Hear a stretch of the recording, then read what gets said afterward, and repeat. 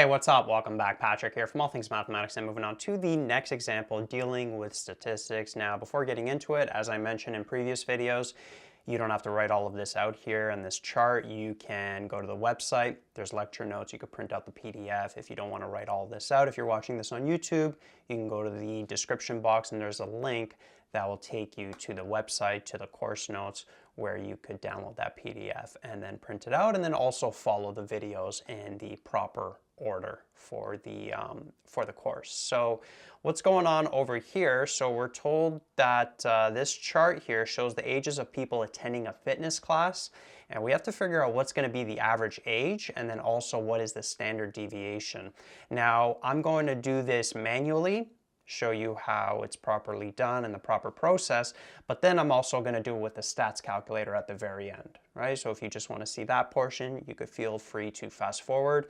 If you want to see the process manually, especially the standard deviation, then you can watch that as well if you want to know from a higher level what is going on versus just plugging in these values randomly into your calculator and then it giving you the answer. But we will do it at the end as well. We'll see if we get the same value as when we do it manually. Now, one manual thing here you got to do, which the calculator won't do for you, is notice here we are given intervals for this column. So any people above the age of 20 but under 25, right? There's going to be 4 people between the ages of 20 and 25. But notice we're not told what the specific ages of those 4 people are, right? We're just told that they're going to be within this interval. And so whenever you get something like this, the way you approximate the average age and the standard deviation, if you don't know the actual ages, is you want to take the midpoint of the intervals, right? So the midpoint between 20 and 25, that's going to be what? 22.5. Over here between 25 and 30, that's going to be 27.5, right? This is going to be 32.5. This here is going to be 37.5. This here is going to be 42.5. This is going to be 47.5.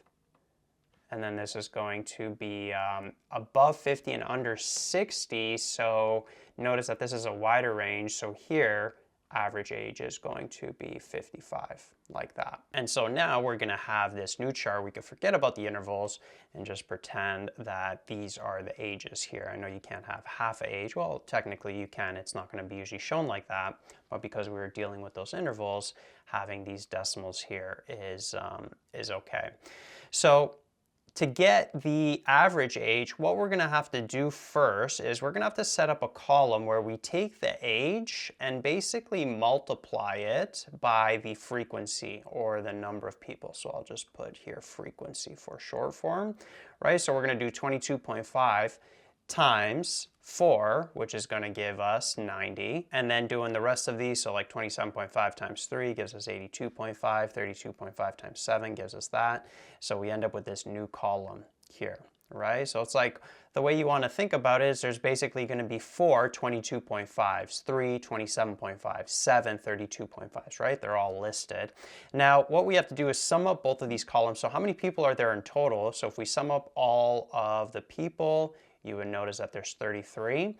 And then over here, you sum up all of these values, that's going to be 1,210, right? So if you had all of these ages here, all 33 of these ages listed out, and then you added all of them separately, all 33, you would end up with 1,210, right? So what is the mean going to be, or the average? Well, it's going to be basically this value, 1210, divided by the total number of people, 33 in the class, right? And so when you do that, you'd end up getting like 36.66 repeating. So let's just round it to 1 decimal place. So 36.7 years old. That's going to be the average age. Now moving on to the standard deviation. So this one's going to take a little bit more work, but it's not too bad. We have to get a new column here. We're going to have to get the square deviations. But what we're going to have to do is also multiply by the frequency. So this new column here, what's going to happen is we're going to take the frequency of each row and then multiply it by whatever the age is, and then we're going to subtract this average here of 36.7, right? So this is going to be, we're going to be subtracting the average. So we're finding the deviation of this age 22.5 from this average 36.7, but then we're going to have to square it, right? The square deviations. So what we would do is we would take the frequency of how many times this is happening. So the frequency is 4. And then we're going to multiply it by the age 22.5 minus 36.7. Or you know what, let's maybe put 67. Let's do it to 2 decimal places. 36.67 squared, like that. And then this next row, frequency, 3 times 27.5 minus 36.67, and then that's going to be squared, like that. So then when you run it down through all of these different ages here, all the different rows, you're going to end up getting these values here, right? This 802.78, that's basically this algebra here. And then the 252.08, that's this. And so we're going to be doing it for all of the ages there. And so then what you want to do is you basically want to take all of these values here, which is going to be our new column, this square deviations column, and you want to sum them up. And so summing them up, you're going to end up with this value here, 2,595.83, like that. And so when you have the square deviations, you can then find what the variance is going to be. And the variance is basically going to be the sum of the square deviations divided by the number of people, which is 33. Now, here, we're assuming that this is not like we're taking a sample, so that remember there's two kinds of variances, standard deviations, population and sample. If this was a sample variance and a sample standard deviation, this would be 33 minus 1, right? You always divide by n minus 1. However, in this particular case, we're going to just assume that this is just one class. This is the whole population.